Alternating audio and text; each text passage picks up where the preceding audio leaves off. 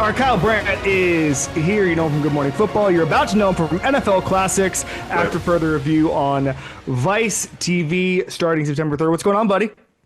What's going on is I'm just thrilled to be talking to you and not being at some training camp somewhere. I see you talking to Bobby Wagner, Mike Tomlin, Penei Sewell. So you've been places like Latrobe, Pennsylvania, which I think they call God's country. That's a hell of a town they have there in Latrobe. It's the most football-centric. Green Bay and Latrobe are the most football-centric places on earth. Yep. On earth. And like everything revolves around the sport of football. It's beautiful. And it's like you'll just see Aaron Rodgers walking around a very small Catholic college 5 feet from like a priest. And it is pure football. I'll tell you a Green Bay story. One day I was like 2013, 2012. I was really new to the NFL thing at that point as a professional journalist. And I was at a Starbucks or Panera or something like that. And I didn't know where Lambeau was, even though once you figure out where Lambeau is, it's literally the center of the town. And I said, hey, where's Lambeau Field? And the guy goes, oh, it's 2.3 miles that way.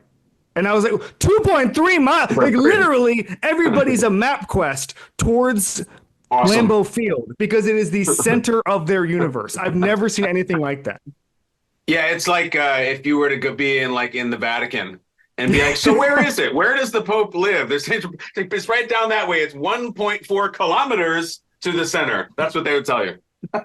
There's a story in the MTV oral history where Mike Tyson, I think he's driving around with Mike Tyson and Will Smith, I think, were driving around. Sounds right. They're driving around and they get lost. And Mike Tyson just rolls down his window and he goes, hey, where's my house?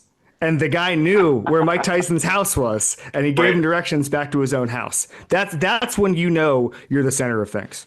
That's relatable, though. I can't relate to Mike on many things, but I'm just at the point, I don't know where you are, where like I could be a mile from my house and still put in my address. And sometimes my wife will be like, are you putting the address in? And I'll be like, yeah. She's like, you don't know how to get home from here? I'm like, I'm completely reliant on it. It's pathetic. So I would ask the same thing. I've lived in my house for 2.5 years. Yeah. And there's two streets that are to the left and the right of the street we live on. I know the name of the street I live on. That much I have.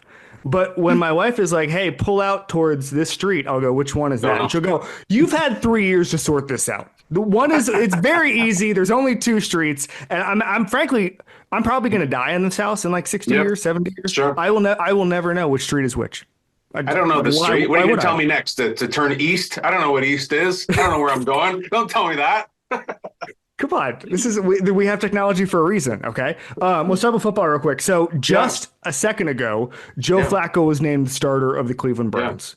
This seemed inevitable to anybody who was watching. He will play Aaron Rodgers later this year. You had a very funny name for that. But let's as two gentlemen who just appreciate the sport of football, your expectations for Joe Flacco this year are what, Kyle Brandt? Well, it'll be fine. It's just fine. You know what? You know what it is, Cap? No, he will be an adult. Yeah. And they need an adult. It's almost like they need supervision. Just have someone who, goes around before the season. Yep. And it's like the cool mom in the basement. Like, everybody, you guys can drink here, but just turn in your keys first, okay? I'm going to take all the keys in this fishbowl, and then you guys can drink whatever. That's an adult in the room. So he's going to be fine. And I mean that not like it's all going to be fine. It's all going to be great. It's not going to be great, but it's going to be perfectly fine. And they made the right decision. You mentioned it. The second I see the news that Flacco was started, I go, oh, wait, he's going to play Rodgers.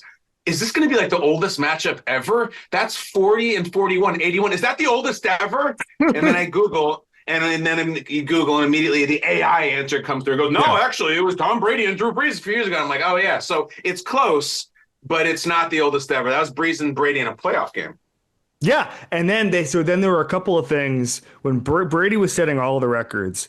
Brady had like the 4 highest instances of old versus young quarterbacks. Yeah. Remember it was all these quarterbacks who were like 20 coming into the league before COVID. And so now you had the 42-year-old playing like the 21-year-old over and over and over again. I think the Jared Goff Super Bowl was the biggest disparity between quarterback ages. Like, there was some great records back then. Unfortunately, like with most things, Tom Brady has ruined the fun fact business for us because every time we think we've found a fun fact, Brady has done it.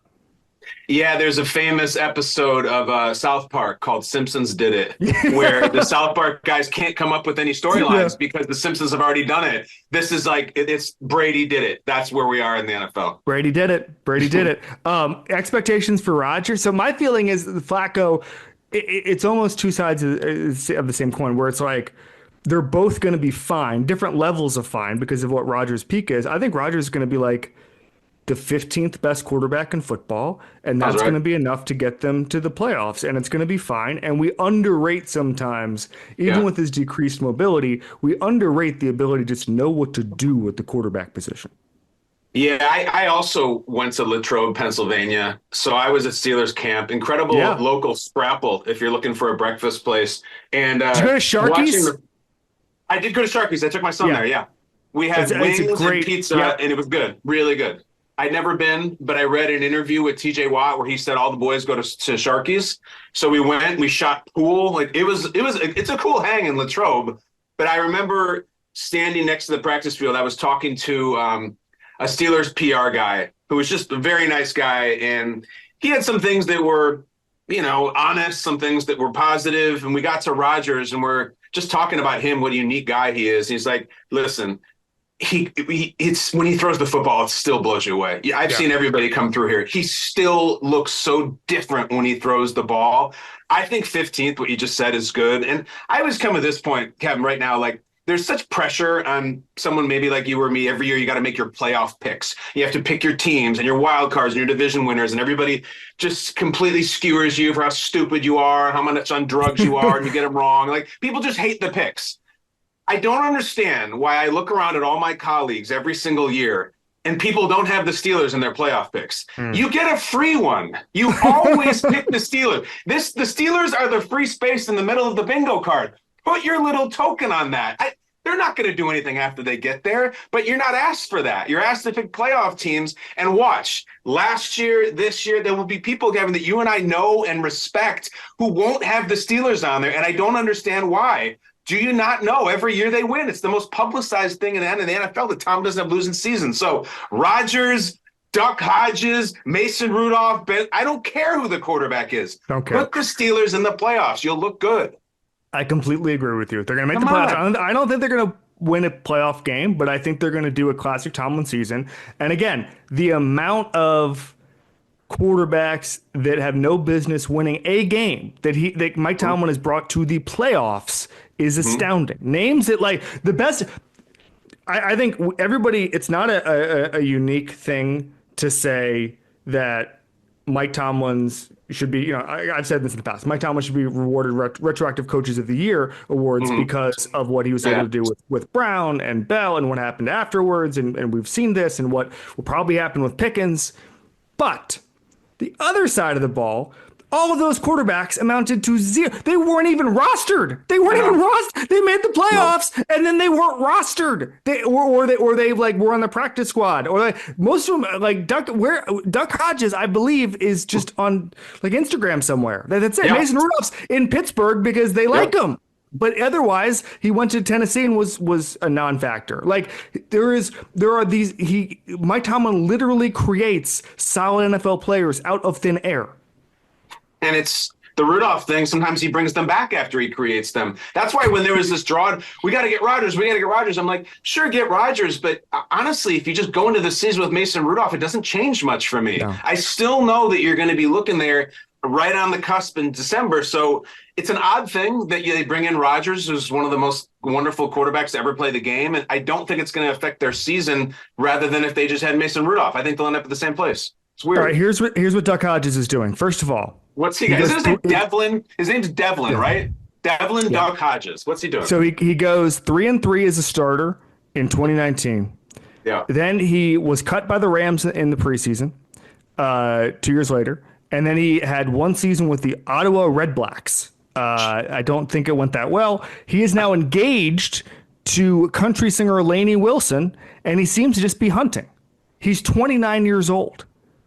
And Mike Tomlin said, deal, right? Yeah. I think this is good for Duck Hodges. I think this is good. Wow. Yeah. And it looks like he's literally just hunting over and over again. He has 209,000 Twitter followers, but this is the guy that Mike Tomlin was like, I'm going to make you a 500 NFL quarterback. Does he have pictures like holding up the rack of a deer? There's just the dead, lifeless. Yes, oh yeah, one of those guys. Yeah. A lot of those. a lot of deceased animals on this thing. A lot of turkeys. Yeah, a lot of turkeys. A lot of chickens. chickens. Is okay. Yeah. All right. Let's neither here nor there. All right. Preseason hype. So we had a lot of it over the weekend. Yeah. We had Jackson Dart, and I don't want to do this with Jackson Dart, but I'm gonna just flick at it real quick. Not to depress Giants fans. Yeah. Daniel Jones had awesome numbers his first preseason. I just want to throw that out there. Yeah. And Miles is going to put this up here. I just wanted to Google it. And this isn't a Giants thing, but I once Googled last week Nathan Peterman's preseason debut, and it was like he shines. He commanded the offense. Like I'm pretty sure that you can find any player who plays in the NFL. You can, as a quarterback, you can find they played well in the preseason headline, basically all the time. And to localize it here at Omaha Productions, there is a famous headline I recirculate every August where in 1998, the headline is from the New York Times, preseason roundup, Ryan Leaf outduels Peyton Manning. Okay. Yep. So we've got a lot of history here saying that it doesn't matter much. I'll put it in the ball in your court. When do you start to say, okay, preseason might be real, or do you ever? I've been burned a lot of times, my friend. A lot of times. You know, like we've been around the block. Like you mentioned the quarterbacks. I still remember screaming and doing backflips about the preseason debut of Beanie Wells on the Arizona Cardinals. I was like, this guy's Earl Campbell. I've seen enough. This is Earl Campbell meets Emmitt Smith with some Barry Sanders. And Beanie Wells had this incredible touchdown in the preseason, and he was so hyped at Ohio State. I was like, it should be your number one pick in fantasy, blah, blah, blah, blah, blah, blah, blah. Like, I don't know if Beanie Wells ever made a play in the league. God rest him wherever he is. I've been burned a lot of times. So coming off this weekend, we're recording this on Monday. We are right in the heart of the myth or reality preseason thing. So I don't buy it. I don't buy much at all just because I have been burned so many times. I like when the starters look sharp. Like this weekend, you saw Brock Purdy, Trevor Lawrence, and Caleb Williams all look sharp. That's fine. They got a sweat. But guys we've never seen on the field before, we have no history with at all, namely rookies, guys like that I don't really care about. I kind of know who those other three guys are already, even Caleb. It's the unproven guys where I'm like, whoa, I'm not going to react because he was 6 for 6 or he was 0 for 6. But you know what, Ken? Somebody like Justin Fields, don't love it. Don't love it that he didn't look sharp because he should. He's a veteran. You know what I mean? So I do take something away from those guys. So I think there's an element, and by the way, one guy, I was thinking about this over the weekend, one guy who actually balled out in the preseason and it suggested he was going to have a great NFL career was Victor Cruz, if you remember this. Like he was over the place. I think there was a preseason clip of Rex Ryan telling Tom Coughlin, like, who the hell was that guy? So like sometimes it does happen. But I think for the established veterans, first of all, these guys are, the defense is, I went to the Eagles-Bengals preseason game 2 weeks ago, and the beat reporters were asking Zach Taylor about the defense, and Zach had to be like, guys, we're not going to give anything away on defense. Like we're going to play pretty. He was trying to level with them because they're asking about this player and this rookie and Shamar Stewart. And he's kind of saying, guys, he basically admitted that we're just doing cardio out there a little bit. Okay. So there's a part of that on offense. I thought it was interesting. Taylor said, the only reason, or one of the reasons to play these guys in the preseason is the threat of getting hit, which you don't get in practice. Joe Burrow's wearing a red jersey. He knows he's not going to get hit. So at least like make a couple throws. And you saw when I was watching that game from the press box, it was almost like Joe Burrow didn't want to throw it to Jamar Chase because he thought it was cheating because it's a preseason game and the Eagles like Keely Ringo's out there. And he almost like, you could see him like hesitate. And he's like, all right, it's single coverage. I'm just going to do this. And so For me, it's hard to glean anything because I don't know what they're working on or trying to work on. It could be the Joe Burrow is trying to get Andre Yoshivas work, and all of a sudden he's throwing single coverage touchdowns, two of them to Jamar Chase. One of them was called back for a penalty. But it's just funny to me that sometimes we don't understand these are practice games, and that's how the hype kind of manifests itself.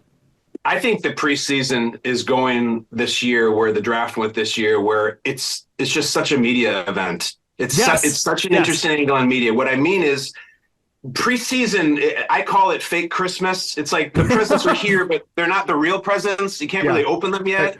And you shake them. I call them new Simpsons episodes where you turn it on and you go, oh, Simpsons is on. You go, oh, it's not from 1996. It's about Simpsons. It's a new one. But we're now, you, me, everybody who does what we do, you can't go on the air and say, yeah, he looks sharp, but it's the preseason. It doesn't count. Like, you have to have something biting or interesting or something that moves the needle or something that is insightful. And frankly, like, there's not a lot of insight to be gleaned by these preseason games, and there's not a lot of takes. So some people make one anyway. They're like, I got to go on the air and say something crazy, even though there's nothing to say. And they're like, I can't wait 3 weeks for real games. So I'll just say something that I don't believe in and that doesn't make sense, but damn, does it really get the clicks? Just like I did back in April at the draft. It's really become a referendum on the media that you can't go on the air and say, yeah, but we'll see what happens when there's no worse take than we'll see or it's going to be interesting. So it leaves us in this time in August where it's like, I'm kind of just talking out of my ass, and you ask me what I think, what do I glean from the preseason? I'm like, I don't know. I feel like I have to say something irresponsible to be interesting, but I won't do it. I know what you're saying. I think there's a way to ignore the preseason while still firing off your takes. Like, I don't think anything can change my mind. Like, for me, my priors, Cam Ward, you're wearing a Houston Oilers, Tennessee Oilers jersey, whatever you want to call it. By the way, not to upset Titans fans, I don't think they should wear the Oilers throwbacks. I don't think so. I don't think they should be able to. Should the Texans wear them? I think they should be able to. Yes. Yeah, I think the Texans. I think both teams should be able to have the color scheme, and then the Texans should be able to wear the Oilers jerseys. I remember J.J. Watt has screamed about it for years as a Texan. Like, this is ridiculous. Let us wear the Oilers, and the Titans are like, no. We protect our history. I think it's from the fact that when I was a kid, the Magic almost moved a couple times. Like, they almost moved to Louisville at one point. They almost moved to Kansas City. Okay. And then they got the arena. And I think I've thought about how upset I would be and how territorially I would be if, like, it was the Kansas City Magic and if we get another team. Like, I think I've imagined an alternate history where I'm the guy who's screaming at this, and I have such sympathy for Houston in that regard. Yeah, you got to try to think about the Oklahoma City Supersonics, and that wouldn't hit the palate, right? It's respectful to change, right? The Carolina Hurricanes wearing the Whalers jerseys, unacceptable to me. Unacceptable. That's good. I like it. That's just saying. All right. Meanwhile, I was going to finish my point on Cam Ward.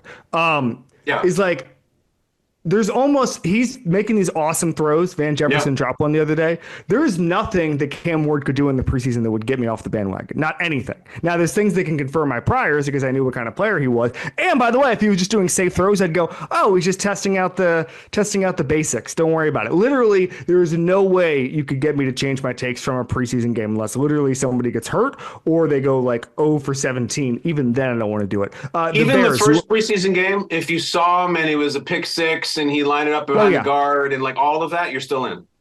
We were seeing that, by the way, with Dylan Gabriel, where he threw a pick six. It was a pretty bad pick six. And everybody's like, you should see him in practice. He's pretty good. He's QB3. The Dylan Gabriel pick six, and now we're deep into the hair splitting minutia. If you watch the tape of it, he throws it to this tight end who withdraws his hands is about to catch it. It's almost like a right fielder who gets called off by the center fielder. I think he thought his teammate was going to catch it. It's a really ugly, weird interception. So I'll tell you what, I'm one of those guys who is a Dylan Gabriel apologist for that interception. I think his tight end should have caught it, and he pulled his hands back. It was really weird. I think it was a pretty bad throw. It was a bad decision to throw into a crowd of people. I never want to see that, unless you're Cam Moore, in which case he just knows he's just testing his limits. I'll just say that. Sweet Cam Ward. I'm a big Cam Ward fan too. Big Cam Ward fan. Me too. All right. The Bears. Yeah. Are they going to be good? Yeah. Yeah. And I know, listen, I understand that the Super Bowl parade was this morning and it was down State Street and it was incredible. They have it every year, off-season champions, all that nonsense. Same stuff we used to say about Fields, same stuff we used to say about Trubisky. But the difference, listen, the difference is the coach. And I was shocked as a guy who grew up in Chicago, shocked that the Chicago Bears hired him when they did. I just couldn't believe that. Like, they actually hired Ben Johnson, the belle of the ball. And that's just, it's not in their fabric. It's not in who the ownership is. It's not who the franchise is. They did it. The guy in his opening press conference completely disrespected Matt LaFleur, a man who he has like no relationship with. They're not friends. They didn't come from the same coaching tree. And I was like, oh, this guy's different, because the last guy was Coach Ned Flanders, to make another Simpsons restaurant. He was like, an asset in his hiring was that he didn't use potty mouth. So that's where we were at in 2022, or where the hell they hired him.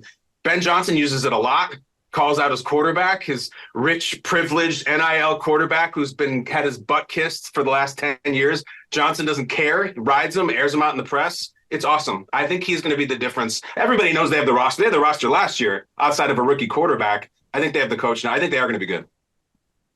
I agree. I think there's just so many fundamental things. First of all, Ben Johnson's going to get Caleb Williams to throw the ball on time. Just get the ball out. Don't stand back there patting the ball. Only Aaron Rodgers and Cam Ward can do that, and Patrick Mahomes. I guess I can include Mahomes in the. Now I went from Cam Ward as Mahomes to Mahomes could turn out to be Cam Ward. Yeah, could be a Cam Ward type. Cam Ward type. Just a Cam Ward type. But 64 on block pressures, most on record last year. Like, he was just playing behind an offensive line that the guy's fatal flaw is he holds on to the ball too long, and you get him the second worst line in football. Like, I don't know what you're thinking. And all of a sudden you go out and you get Drew Dalman, you get Joe Tooney, you get a professional coaching staff. Like, this is going to work. I don't know if it's going to be freaking 14 wins, but it's going to be 9 or 10 at the very least. I just see the professionalism there. Like, again, it's almost like we're talking with quarterback, right? Knowing what to do is an important thing for a coaching staff, and Eberflus seemed to have no idea. No idea. I know. That's right. The guy ran out of time in a game in which he had a timeout. Like, that's never happened in NFL history. Like, that can't happen. And he was fired. Yeah. That's not going to happen here. And the moment, you know, my favorite Ben Johnson moment, and it's been brief so far, early on in training camp, there was a time when he, according to the beat reporters, was screaming at Caleb, like really, really intensely. So much so that afterwards the reporter says, Coach, we noticed that after that rep, you were really into Caleb. You know, what was the problem? And he goes, he was late. He's got to be on time with that throw. He can't be late on that throw. And I was like, damn, that's awesome. I love that, because that never would have happened. You say, oh, it's on me. I made the wrong call. It's like, no, he was late. This is my offense. He needs to do that on time, and he needs to know that. I was like, we got a guy here. This is good. There's a thing Nick Saban calls de-recruiting, which is you're a 5-star in March and April, and we tell you you're the greatest player in the world. And then you get on campus in September, and we tell you you are linebacker number 8, and you are nothing. And that is, you have to flip the switch as soon as they're on campus. And it felt like Caleb Williams, he goes to Oklahoma, then he gets re-recruited by Lincoln Riley to USC. Then Eberflus, even though he met with Nick Saban, seemed to learn no lessons from this. And it felt like Caleb Williams was never de-recruited from being a 5-star. Just a theory I have. All right, quick hitters. Team you're highest on the national media is not. I call them my crushes. I have some crushes. I like Seattle. I like Seattle. Quietest 10-win team from a year ago.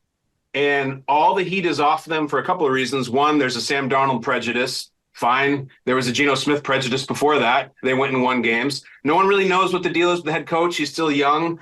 And in a media perspective, they're so unsexy in that sleepy Northwest. And then what do? They go and get rid of their sexiest player, which is DK Metcalf. But I think they're going to run the hell out of the ball. I think Darnold will be fine-ish. The defense is there, and I don't really love the division that much. So I think Seattle, and no one talks about Seattle because they're not that cool. The LOB is not walking through that door. How do you feel about them? I like them. First of all, the Stafford injury throws everything into flux, because I'm sitting there saying the Rams are going to win this division, and the Niners will be second. The Seahawks are kind of going to pick up the scraps. All of a sudden, if Stafford's not healthy, he's getting wheeled into Airstream refrigerators, and we got 2 weeks until the season starts. That's a huge thing. And so I love Mike McDonald, and I think that He's one of the smartest young defensive minds in football. I do think they downgraded a quarterback, but I can see a path. I can see a charitable case for what you just said. I don't agree with it, but I see the path. I don't blame you for disagreeing with it. It's not a popular pick, and the way that Darnold ended the season, just tight and tense, and like confirmed everything that people criticize about him. But I'll give you my other super crush. There's nothing more satisfying in what you and I do than just absolutely sticking the landing on a team as they ascend. Like when everyone says they suck and you do it. I tried to do it last year with the Arizona Cardinals. I thought they were going to make the playoffs and they just fizzled out. I'm crushing on the Panthers. Okay. Simple, like the simple building blocks, the quarterback on the way up, the coach making a difference, and the end to last season in which they should have beaten the Eagles. They were a couple plays away from beating the Chiefs. Nobody was beating that Eagles team last year. They were the best team in the NFL by far. And the Panthers gave them all they could handle. If you're looking for a team to be like, holy crap, this team has a shot at a wild card this year, I think the Panthers are a cool story. I agree with you. Bryce Young, one of the most efficient quarterbacks in football, like the last 6 or 7 weeks of the season. Yeah. I would like to see them go out and take a swing for one of these edge rushers. Like, what if they got Trey Hendrickson and accelerated the timeline? What if they accelerated the timeline? I'm just Ted McMillan seems like a hit. They professionalized in the trenches a little bit the last couple of years. Dan Morgan. It's one thing to say in your press conference, you want dogs, nothing to go out and get them. It seems like he's done that. So I love what they've built. And again, like, not to defend David Tepper, but I've said this a couple times now. If Tepper didn't care about winning, he wouldn't just keep firing people. He would have just stayed. Matt Rule would still be the coach. Like there clearly was this effort to say, okay, we finally have the right people. Let's let them work. Dave Canales knows what to do with the quarterback. And I also think like the way they believed in Bryce, even when he was benched, I think there's a lesson in that. Like, I think there's a lesson. I think teams, and we saw it with the Colts with Anthony Richardson, although who knows what's going to happen there. It's like, I just feel like teams give up on guys too early. And it felt like the entire organization said, you know what, Bryce still has a chance. I think every team can learn from that. And I'm not afraid of the division Bryce plays in. Listen, another guy that was given up on too early, Baker. I like the Bucks, but there's nothing that scares me. The Saints are a very, very bizarre team. I have no idea what they're doing. But listen, I like the Panthers. Maybe they'll go 4-13. But can you imagine if they do trade for Trey Hendrickson? It would land with such a thud on ESPN. They'd be like, "Oh, the Panthers! We can't talk about the Panthers on First Take. What are we doing? It's not the Packers. Boo!" Yeah, but I don't know. I think a team like that can accelerate the timeline and just take everybody by surprise. I'm just saying, if Dan Morgan and Brent Tillis are watching, or David Tepper sitting around as a billionaire, that's all he wants to do is watch this show. That's what I would do if I was a billionaire. Take a big swing. It's August 18th. It's fine. All right, we have badasses. I thought you were gonna have fun with this because you do angry runs, you do all this stuff. Yeah. So we have this badass wall behind us, and most of the guys, it's guys who were teammates of here. So we have Dan Woody is here. We have Dominic Raiola, Willie Roaf, Brandon Jacobs was Eli's, Bruce Smith, Michael Irvin, everybody. So, but you can any level of football, anybody you've ever come across, anybody you've ever been in the sideline for, it doesn't matter. Kyle Brandt, who's your badass? Who are we putting up on this wall? My badass is Thomas Jones, the former running back, Tampa Bay, Chicago, New York Jets. Thomas Jones, Virginia, University of Virginia, an All-American. He is from a town that even sounds badass. He is from the town of Big Stone Gap, Virginia, which is a mining town in the Appalachians. Thomas Jones on his chest has the tattoo that says coal miner's son to remind him of his work ethic and his identity. He was one of 7 children. Obviously, we know his brother Julius. They both ran for 1,000 yards the same season. Only brothers to ever do that. Shattered Tiki's records at Virginia. Is on the first team All Bicep Hall of Famer. A teammate of his, Michael Pittman, also on that list. And he's a badass. The guy gets into acting after he leaves football and then plays like the biggest badass in the NWA movie, which is a movie about badasses. And Thomas Jones in the tank top steals the show from all of them. I love the guy. Just perfect for that wall, right above Dom Raiola. There we go. We're getting there. What I was going to say was that one thing about Jones is that he had a little bit of Derrick Henry in him in that he had 1,400 yards when he was 31 years old. And he was the type of guy, he went Cardinals, Bucks, Bears, Jets. And every time he switched teams, people would say, well, it's just the running backs. They age really poorly. And he just kept getting better.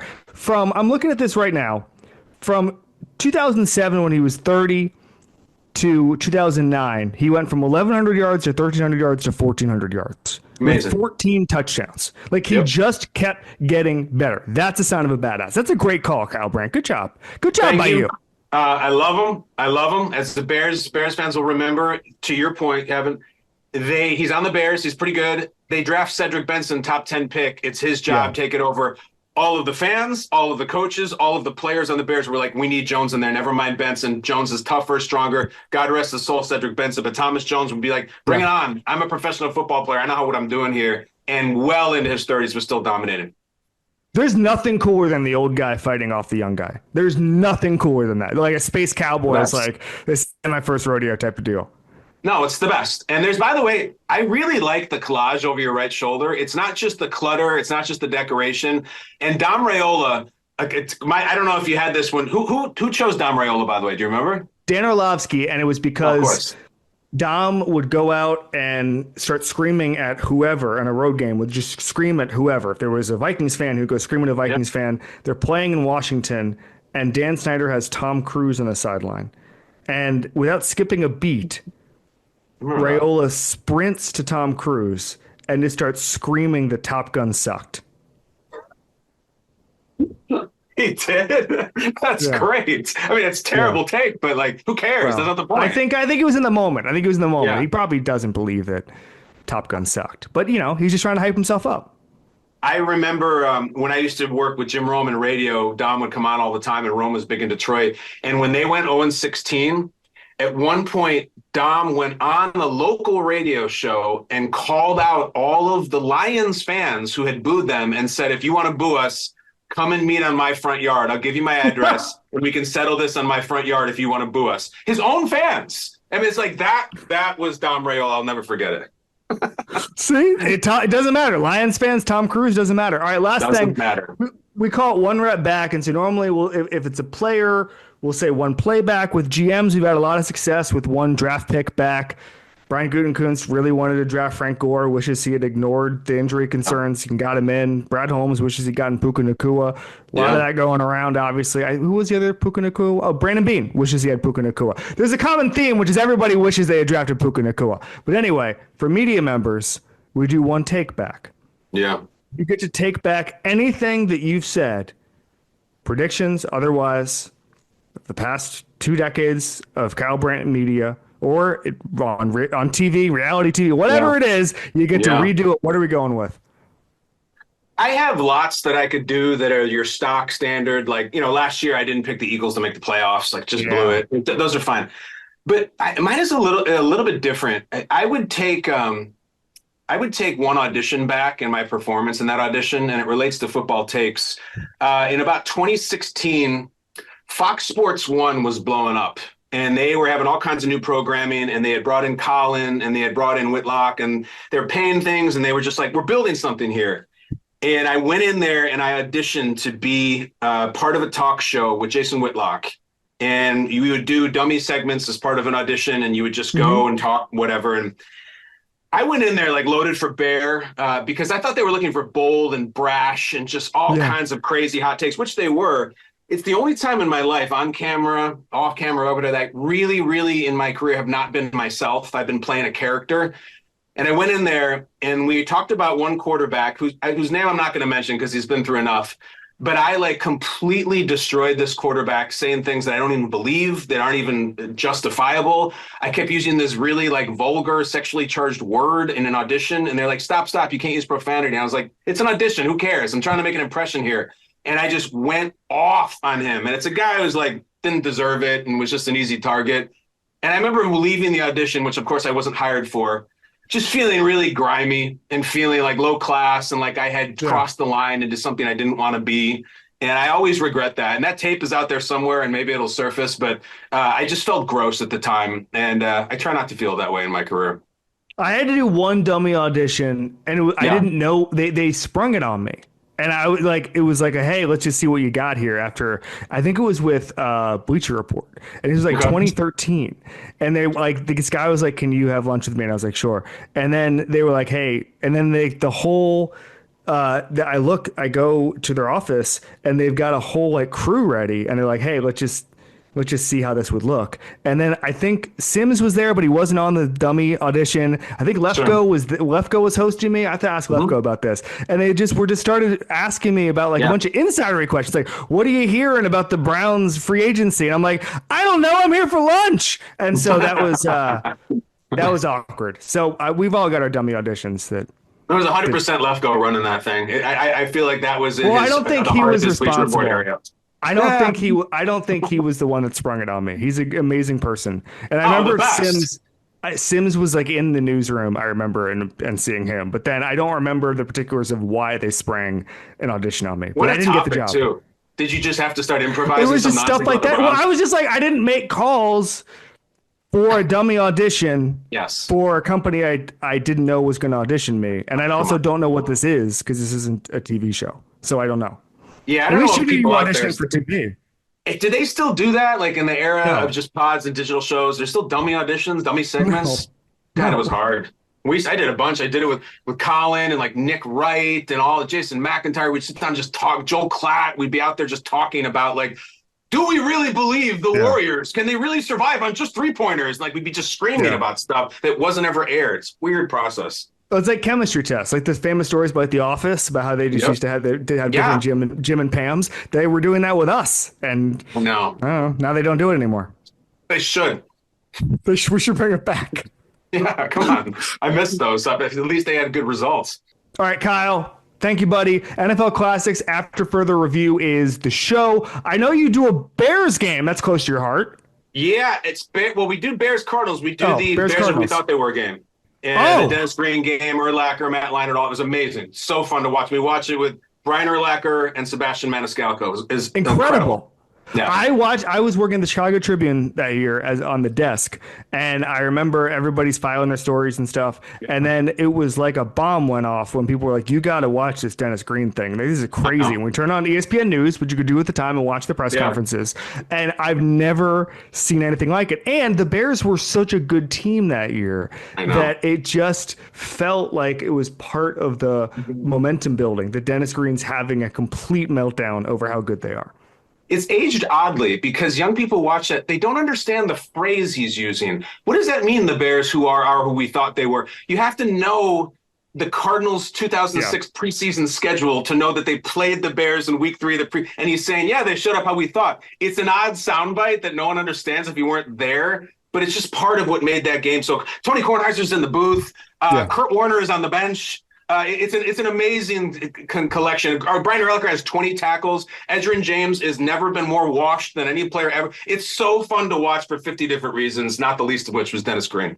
I do have to say, since Edgerrin James is watching that game, Peyton Manning's badass 2 years ago was Edgerrin James, and his data point was that he would literally get dinged on his grades because he wouldn't sell the play action well enough because, you have to turn your back. And he wanted to watch Edgerrin James run so badly that he would just hand it off and then just kind of gawk and watch Edgerrin James run, and then he would get dinged for not pretending to throw the ball. So there you go. We needed to balance out the Edgerrin James was washed because he was at that point. For sure. And I love Edgerrin James. He's a Hall of Famer. That was not his best game. It makes me think like Josh Allen needs some teammates that are so exciting that he has to turn around and watch them and not carry out his fake, because Peyton had it really good in that huddle, didn't he? He sure did. Although with some of he created some of that too. It was amazing. There's an old story that Daniel Jeremiah tells about how whenever the Colts drafted, if you're a scout and the Colts would draft a lineman in your area. So if you're the Southern scout and they drafted a guy from the South, you'd always get pissed off because Peyton was about to make them look like a Pro Bowler because he was going to get rid of the ball really quickly, and you go, and they don't give up any sacks. They don't give up any sacks because Peyton's just going to fire the ball, and then someone's going to be like, where were you on that guard from Georgia Tech? And it's like, what? It's Peyton. Anyway, that's Peyton for you. That's awesome. Kyle Brandt, thank you, buddy. Appreciate you, man. Anytime.